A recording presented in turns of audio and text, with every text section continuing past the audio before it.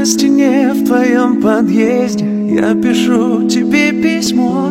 Начинаю на 10-м, а закончу на 8-м. Ты обычная девчонка, я не принц и не герой, но я обещаю только, что всегда буду с тобой.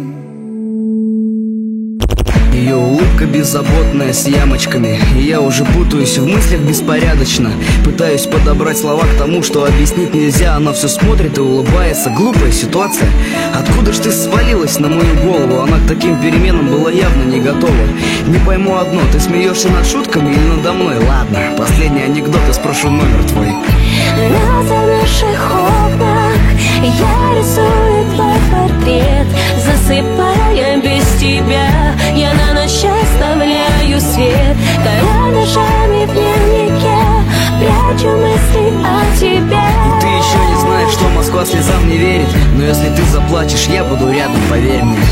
На стене в твоем подъезде я пишу тебе письмо. Начинаю